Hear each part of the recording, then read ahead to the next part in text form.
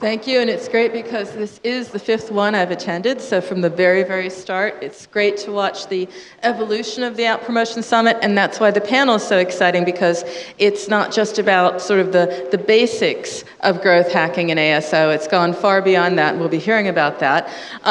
He said, I'm Peggy Ann Saltz, owner of Mobile Groove, which is a content marketing and strategy consultancy. I've written several books on apps, all of them free online. If you want any titles, let me know later. But I really am more excited about our panel, and we'll be talking about the future of mobile growth. So how can that not be really interesting to listen in on? So let's start with the panel. I'd like each of you to introduce yourselves, because what we're going to focus on is, yes, what do you do? What's your company do? But when you started out the year, what was really hot, top of radar, top of mind with you about the way that you were going to approach growth? So I'll start with you, Kali. That's a really difficult question to start with, isn't it? Well, it changes. That's the cool thing. Change, yeah. That's it. So I'm Callie. I'm the CEO and founder of Mallsy. We are the UK's biggest multi-retailer shopping app. We're also an insights provider for retailers to help them improve their marketing, merchandising, and buying. I think for us, at the start of the year, we were really excited about Apple search ads, but I think we're less excited now, having played about with them in more depth. Oh, okay. Robert? Good morning. I'm Robert. I'm from Montevista. We're a large Asian ad network specializing in performance marketing. My job is very much to manage publisher relationships with large EMEA publishers. From the beginning of the year, what we've been looking at are ways in which we can maximize return for publishers. That can be in terms of better use of data, more interactive formats. Again, for us, it's very important to keep publishers on side, because otherwise, without them, we don't have a market. Angela? Morning, my name is Angela. I'm from Sift. I manage marketing in Sift app, which is a temporary job marketplace app. The challenge for me this year on mobile growth is mainly on maintaining organic growth, and as well as putting more budget in the paid channels like search ads or Facebook. Tiago? Hi, my name is Tiago. I'm head of mobile marketing at 312, the largest European health and beauty marketplace. When I started the year, the main focus was solely on how could we grow our paid channels. Right now, we are moving towards how we can increase the lifetime value of the customer using the app. Shamel? Cool. So yeah, my name's Shamel. I'm the founder of a company called AppSumer. So we're a unified analytics platform for performance marketing teams. And we really launched our product at the end of last year. So our focus this year is really about making ROI-based insights accessible to as many app marketers as possible. So we heard earlier that growth hacking and understanding growth is all about also alignment between the goals and the methods and the methodology, the metrics. Now, what we have here is very interesting, because we have, better move away from here. We have apps that have gone looking from paid to organic, not so sold on paid. No paid at all, I believe. No, some Kali, paid. or a bit. Paid, yeah. I mean, how is it that you, what are you actually focusing on when you look at your goals? Is it about UA? Is it about engagement? Let's get an understanding of what the variety of goals are now when you're actually trying to, hack the growth. We look at volume of data coming back from partners, so in terms of consumers, as one of our kind of key metrics as a starting point. So how long do they spend in our app? How many products did they interact with? And everything links into that. Plus, obviously, a level of conversion, because it's shopping side of things for that as well. In terms on the acquisition side, we really focus on buckets of users. So we don't just, for us, we need to have a wide spread of customers. We can't be one narrow sort of group. So actually, one of our key metrics is how spread our user base is across by loads of different age demographics to enable us to power other products. Okay, so more about segmentation, matching the audience with the app. Angela, what are you looking at? Because you're looking at usage, but you're looking at advocacy as well.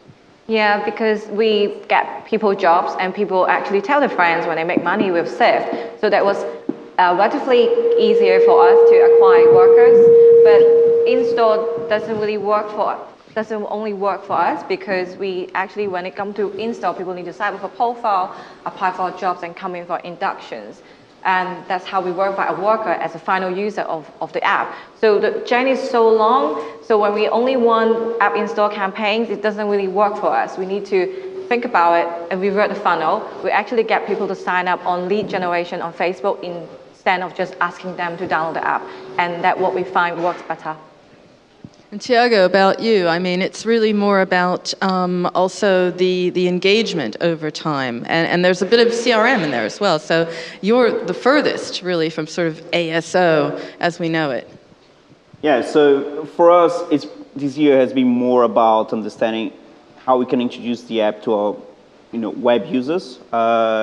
We spend a lot of time understanding that what's the value of introducing the app to the lifetime of our users. And basically, yeah, it proves that increases the lifetime value of the specific user. So how can we make more users being a mixed type of user for us? So considering that we already have a big chunk of our budget going to web acquisition, for us at this point right now, it's finding strategies and synergies that we can use to move these users to the app. So from CRM, from SMS campaigns, from retargeting campaigns, we're trying a little bit of everything to see how we can move these guys into it. So, I mean, that's the question then about the metrics. I'm going to move over here so I'm not in the middle of the feedback there. So, when we're thinking about metrics, what we're saying then is LTV. Now, how to define it? That's a tough one. There's a workshop later on today all about LTV. But Shamel, I mean, what are the metrics involved? I mean, how can you assist, or are you assisting some of your clients in nailing that one? Because understanding that gives you the possibility and the confidence to plan a mobile growth strategy. Yeah, so I think it's really about understanding what's the critical metric for the business or what's going to move the needle for them. So I think everyone talks about LTV, but the challenge is really, how long is a lifetime, and do we really want to wait months or years to start deciding how we're going to optimize? So what we tend to advise brands on is try and find what's a kind of a critical optimization metric, which you can identify within 48 hours or so. And ideally that correlates to a lifetime value. So you can make decisions within a couple of days that in 3 months, 6 months time, it's going to get you the right type of users. So how important is it then when we're going through the different goals and what's hot and how you started the year and where you're seeing it now? I mean, has any of you done sort of a complete change, or have you seen in Movista, have you seen a change, like in the degree of what was important earlier, what's important now, and how to get there? For you first, because you're watching it in your system. As I said earlier on, it's very much about ensuring that we maximize the return for publishers. Now, we work a lot within the gaming industry. The game industry, you have a lot of difference between this and lifestyle apps.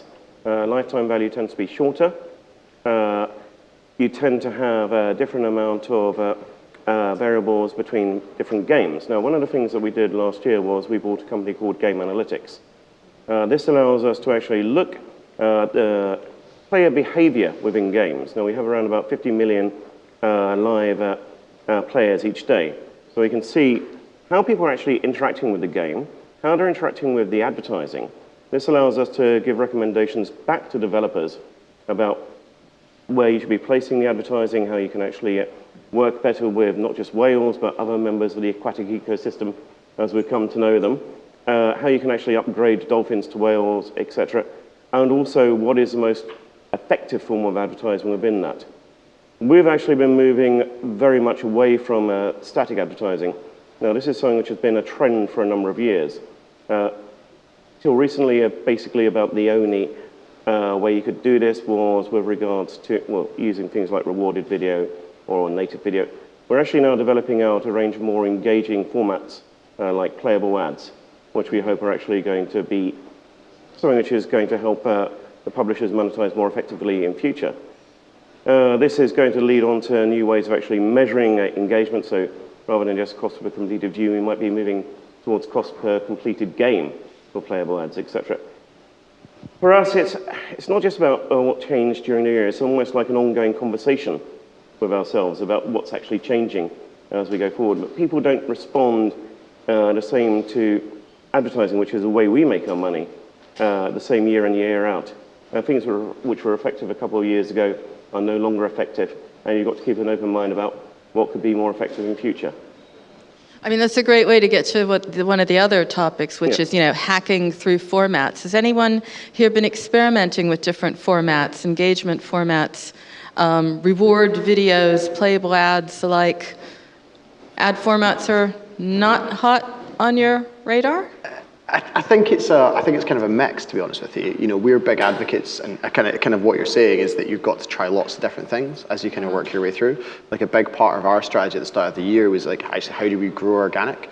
And actually, that's not pure play ad, but actually saying like, how do you use Instagram to try to drive growth? And and our Instagram channel is now one of our top performing channels for referral at this point in time. How do you kind of really narrow down that App Store optimization work? From your presentation going from 1400 to 34, like that's fantastic. And actually doing that same sort of approach. So what we try to do is actually say, like, let's look at 3 kind of organic activities on a week by week basis, whether that's across acquisition or retention, and just try new things. And you know what, if one of those 3 things works, then you double down. But actually, your chances are that 2 of them are just going to be total duds. And we're big advocates of, you've got to try lots of different things. We've had some total disasters where we've gone and tried something. We hired a projector and projected stuff onto buildings, and it was just, the only thing that came of it was that someone tried to sue us. Okay, right? So like when you're doing that same sort of approach, is you've just got to rinse your way through things really, really quickly. And actually looking at like all of our marketing strategy now is actually saying, you know what, we're not going to spend 6 months on a campaign or 3 months on a campaign. We're going to try to do things in like 3 weeks, because you know what, if you do it that approach, you're not hunting that silver bullet. You're basically finding all the little bits that combine to create growth. So it's organic with paid marketing for you, Angela, or is it one of the 2? For me, it would be organic with paid. And when it comes to paid, it not only digital, a bit on brand building, because we have both business users and workers. Those are the employers. So we even do something very traditional at trade events. I would say more brand awareness marketing would definitely help your UA on digital channels, because people get to know you and trust you. So because the service we provide as a consumer service or provide workers, people need to trust us before they use our workers. It's a bit different, but I think with some brand campaigns that you invest on, you will definitely be like rocket fuel for your UA on digital as well. So, I mean, we've gone in the industry from a focus on installs, because I've been with it since the very start, and I do a lot of research. I've done some reports for VentureBeat, and the whole idea is that, we're going from quality to quantity. That seems to be the big shift. So it's about not just getting installed, but intent. And that's really deep, and that's what each of you sort of have to grapple with. I'm just curious, Shamel, what indicates intent? How are your clients looking at it? Because there is no metric silver bullet, but there are signs of intent. And once you crack that, then you can get amazing installs. Yeah, definitely. So I think in terms of intent, so there's a few different ways you'd probably measure it in terms of really looking at the keywords and what people are looking for when they're installing the app. And that gives you a good idea of, is this person likely to go on and do the action that I want? I think the other piece is also, if you really want to drive intent, is making sure you've got dynamic audiences set up. So you can retarget people who have shown some kind of intent to search within your app. And I think the guys at Moolsey probably have a lot of data around that in terms of what are people looking for. And then how do you piggyback to drive revenue off of that intent? What are your experiences with that at Treatwell? Because you have to sort of pick that magic moment in mobile where there's the intent and the use. The same for your app as well. It's a life utility app. Yeah. So for us, there's 2 phases, right? One is how you acquire these customers and how we do the usual growth or the traditional user-based growth, and then how you make sure that the user comes back often to our app and uses our services. So the first part is trying to understand exactly what type of activities they're going to do, and not only, in a simple way, you don't go on the street and ask someone to marry you out of nowhere, because you're not going to get any success. You try to know the person before, and you get the person to know you beforehand. So you definitely, you go through the funnel, you use content marketing, you use some CRM emails to get them to know your brand before, and then you bring them in. understanding which users we should target. We use a lot of understanding of what successful users are on our app. So someone who books more than 5 times a year with us will be a successful user. So how these guys looks like, what are the interests on Facebook, which websites they go on Google AdSense, etc., and we target them on those places. Afterwards is more how we can create value for these customers. So if you have a manicure 1 week and a half ago, probably it's time for you to have another manicure. So let's incentivize them. Let's remind them to use ourselves again. So in this way, and of course there's haircuts, massages, etc. So following this full funnel, you kind of grow in every stage, and so you have exponential growth. How's that reflected? Because you're seeing the user, the user behavior in Movista through your acquisition. Is there something about the moment of intent that you can give some signpost to that? Because there must be some indications of that being the moment to hit. Again, when you're seeing so many different apps as we have, yes, there are various different things which will lead to intent, and it's more about how many times people will actually engage with paid-for advertising or paid-for content. I'd actually take a step back, though, in that this is almost like the end of the funnel. What we're doing, we're actually harvesting from intent which has been created elsewhere. Things where you've actually got more engaging formats are then looking to create more intent within the system. One of the things I have to say, I actually use the Treatwell app, and my intent to download the Treatwell app came from completely outside the app economy.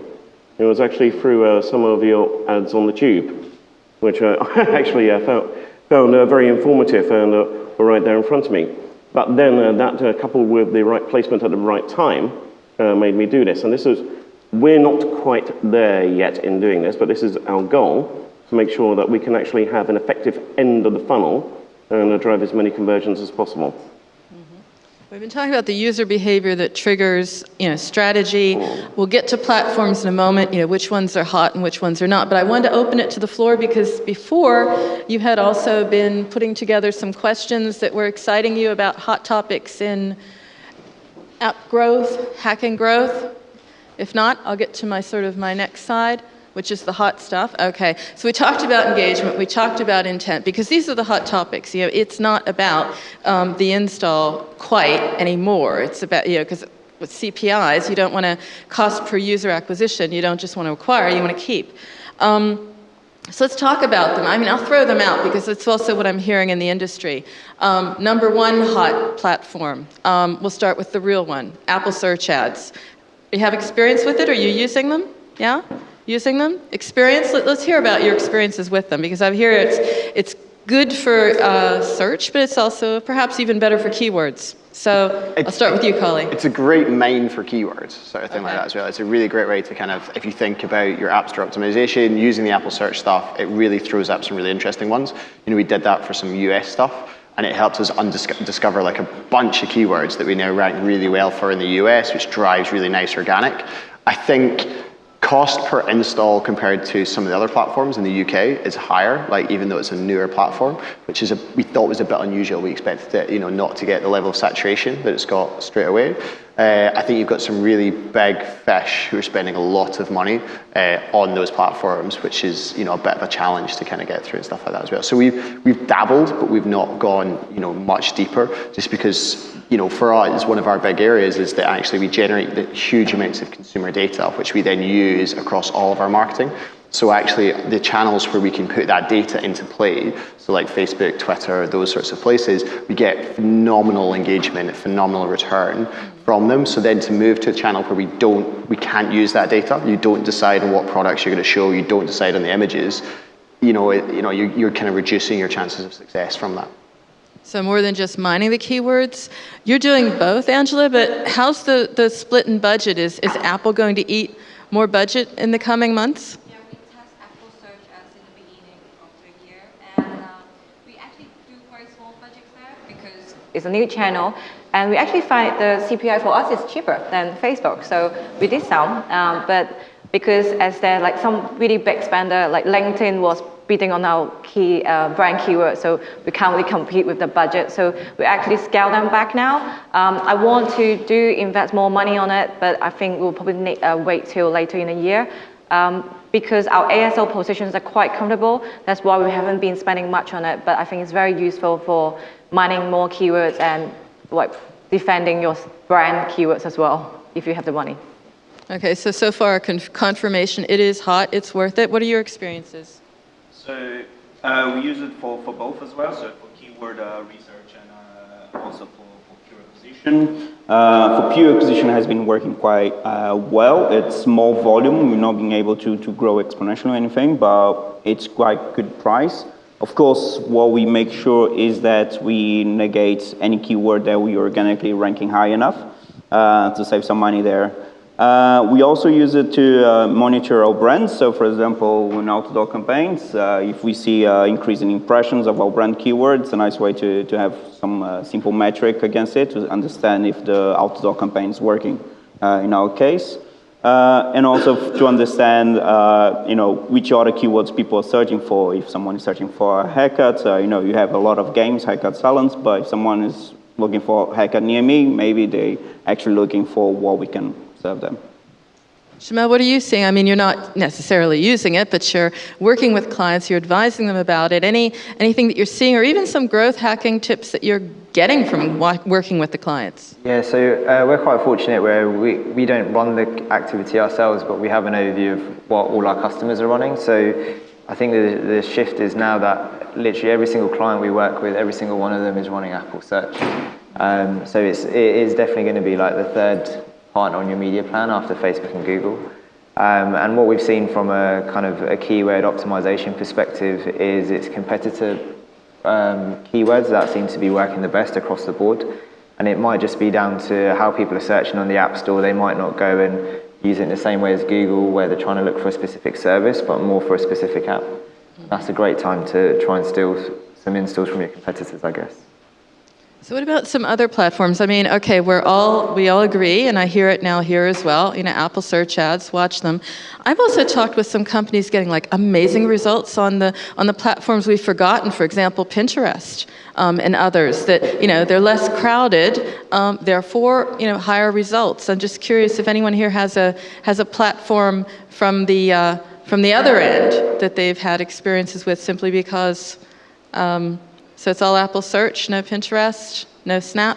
I think we've done some Snap. Have we done some Snap? The people who actually do this job at the back, just nod, yes or no. Yeah, I think we've played about with Snap a little bit, but not gone really, really deep yet on that at the same sort of stage. I think they're starting to really up their analytics game in the last kind of quarter, so it might be something that we do some more behind just now, but I couldn't make a big bet on it just now at all. We're seeing quite a lot more investment going into Snap and Pinterest. And what we're finding is the CPIs are still quite high across our clients. But the post-install metrics are just as strong as Facebook. And that probably just comes back down to the consumer mindset. It's still, they're in a discovery mode, similar to Facebook and Twitter. So I guess it's down to marketers to see if they can get that initial entry cost lower. And then it becomes potential contenders against Facebook. Just open up the floor one more time before I get on to another topic area. Any questions about hot platforms, low-hanging fruit, anything at all there? Okay, we do have one.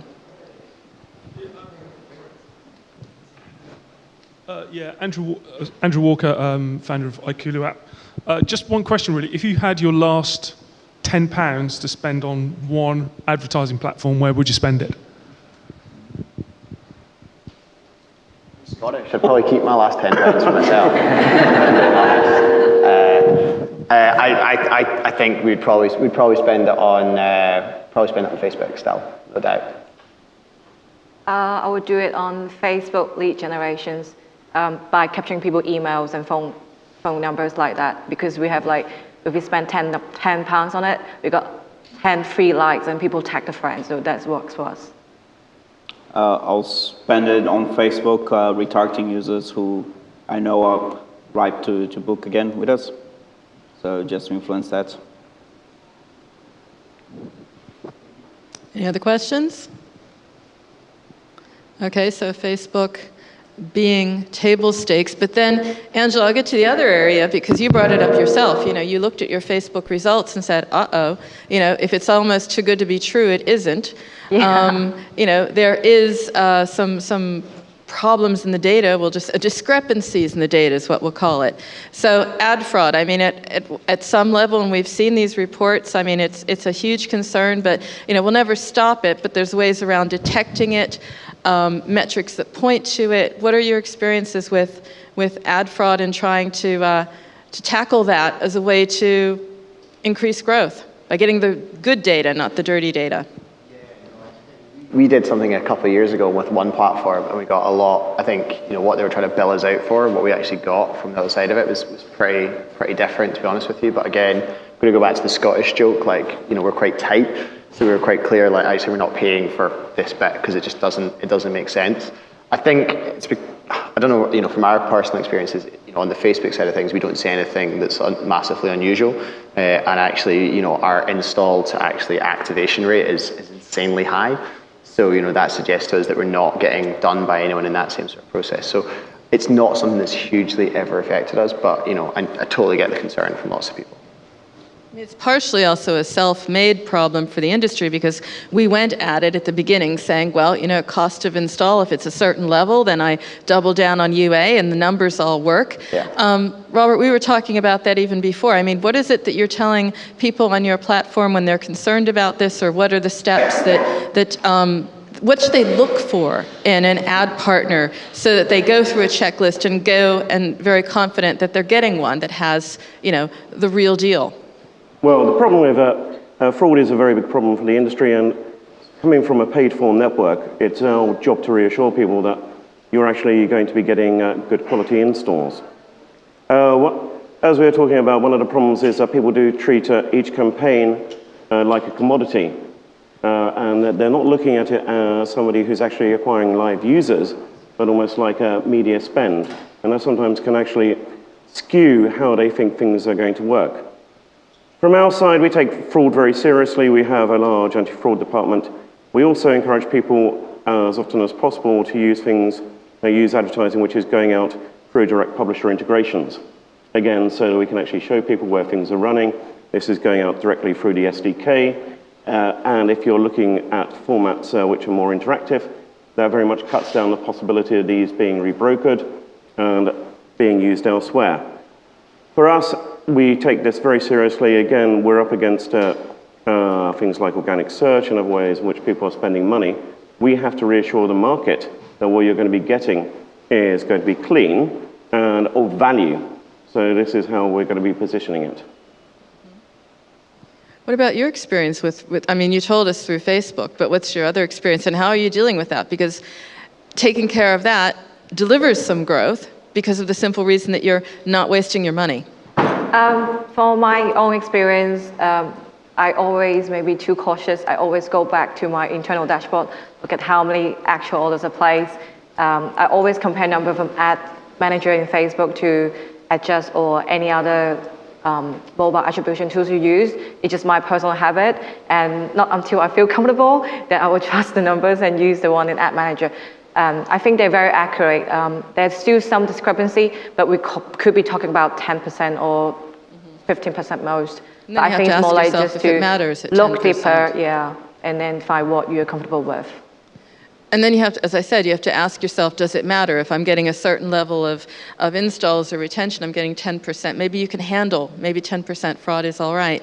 Just curious as well with Treatwell, what's your experience? So actually just recently we found out that one supplier of ours that was actually working really well, more than 30% of the installs were all fraudulent. We were able to, jailbroken devices. And the way we actually caught our eyes was pretty much we saw our cancellation rates on the app going up. So pretty much these are people who are downloading, placing a booking, and then right afterwards canceling the booking with the venues. So bad experience for the salons and for our metrics as well. So from there, digging deeper, we understood there was one ID, the vendor Apple ID that was always the same on several of these devices. So we were able to pick it up that way. But literally for us, it's more about understanding the full journey of the customer, of a good customer, and measuring the performance of the customers these guys are bringing against that. So if you're seeing someone who doesn't search or does the same type of search every day, it's weird. It's a bot, or it's someone who's following a script. So that's at least how I'm trying to tackle it. I mean, Shamil, as it evolves from sort of app marketing to app marketing strategy, there's a lot more pieces involved and a lot more coming in. I mean, you're seeing literally the back ends of your customers. You're seeing a lot more there. I mean, is there a challenge ahead or a problem ahead in not just watching the fraud, but also watching the attribution, watching the channels bringing it in? Is that going to be some sort of tsunami coming to app marketers? Yes, I mean, our platform ultimately, the job of our platform is to bring all the different sources into one place, so it's easy to compare. So as you mentioned, you've got the numbers Facebook is saying, the numbers attribution tools are saying in your internal numbers.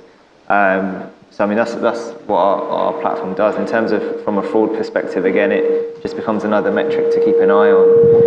And we would typically work with tools we've tested tools like Adjust and Kachaba, which have fraud tools built in.